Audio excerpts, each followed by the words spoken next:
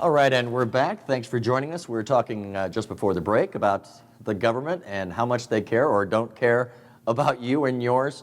And you know, the years have gone by, and I've said this to a lot of people, America is silent. It's like we've lost our vocal cords. No one's stepping up going, hey, what the hell's going on here? No one's stepping up and doing it. It's a silent America. It's sad. What are we going to do to change that, Bob? We have to come together. All of you that are, say, 45 or older, or maybe even only 50 and older, remember the day when a neighbor would get in trouble? The whole neighborhood would pull together and help that neighbor. Now you don't even know who the hell your neighbor is. And you're not going to help them. Here's the sad thing. I'm guilty of the same. Absolutely, we all are. Yeah, yeah, and you know, it was a tight-knit community. It's hard to believe America, as big as it is, was a tight-knit community, but it was. And we've lost it, and it's sad, and we should mourn that and do whatever we can to get back to where we were. You know, there's a lot of times progress is like taking 5 steps backwards, in my eye. Well, progress in a lot of things has gotten us nowhere. It got a lot of people rich, a lot of the dot-com kids got rich and all that stuff. Without that, we wouldn't have a lot of the things that we have. I do believe in a lot of this, but I don't believe in spending the kind of money they spend to research it. And then you got to get a committee to research the ones who researched it. You know, it's like the old $250,000 to tell me why squirrels have sex. Now, see, that confuses me. I've done some reading and seen, you know, they want to know why the spotted owl likes to mate on Fridays. Who is spending this money? This is government money. That's taxpayers' money. And who cares about the spotted owl? Look what's happening right now down towards Southern California. There's a small little fish that they're afraid is going to be extinct and it's not going to exist anymore. So they've cut all the water off to any of the farmers, and they're not going to be able to grow a thing. You're looking at, right off the bat, I heard 30,000 jobs gone because of a little fish. Now, you tell me this is back to the PETA We're thing. begging you to tell us. Go to coffeeshoptalk.com and defend that. Yeah, tell me how it is right to take away 30,000 jobs, close up all these different farms that have been there forever, growing the food that you eat for a little fish that might be extinct. We've seen it happen in Plumas County with the spotted owl. We've seen the logging industry go. It's gone. Now it's only ran by big companies, big industry, big money. The little man, he's out, he gets nothing, and he's the only one that's been, the mom and pop places are what's the backbone of the United States, and it's not business because you can see it. Big business doesn't even know when they're losing money. So great grandpa who got this farm going, he's up there in heaven. He goes, well, what happened to the farm?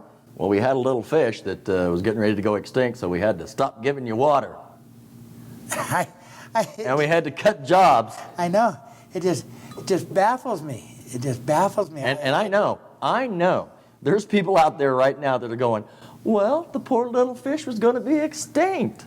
Well, who cares? So's the family members that were working, and now they got to get out of their house because Dad lost his job because some little fish that I don't even know what kind of fish it is, whether it's edible or... You can't eat it. You can't eat it. You can't eat it because it's going to be extinct. I don't know. Well, we've just gone crazy with our radical ideas. You know, I'm as compassionate as the next guy. I love animals and all that stuff, but when we put them ahead of Americans and families, I got a major problem with that. And I hope everyone else does too. But we've got the small organizations that are controlling that. Yeah, that's what the whole problem is. So if you take the masses of American people, put them together, let's step on some of these. I always said when the gas price was going up, everybody, don't go to work one day. Don't go to work one day. Never happen. They'll have fuel and oil coming out their yin-yangs. Yeah. But it won't happen because American people don't have the cojones to do it. And we're just talking one day. But you know, it's just like you say, one day could be devastating. And they'd sit up and take notice, trust me.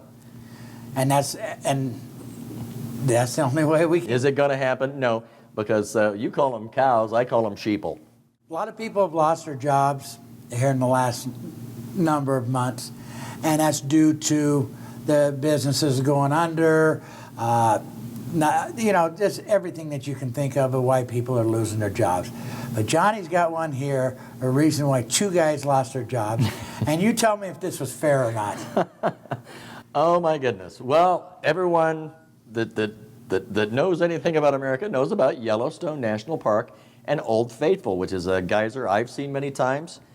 And I guess 2 Yellowstone Park workers were fired after urinating in Old Faithful, and they've got them on webcam doing that. and I'm sure these guys, well, they're fired. Well, should they? Yeah, tell me. Should they have been fired or Yes. not? Email us. Yeah, well, I think they should. I mean, come on. Jobs are so scarce these days. Yeah, I think they should have been fired. And- Now, what kind of stupidity does it?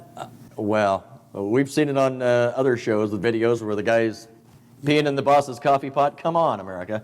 You can go crazy at home. Don't go crazy at work.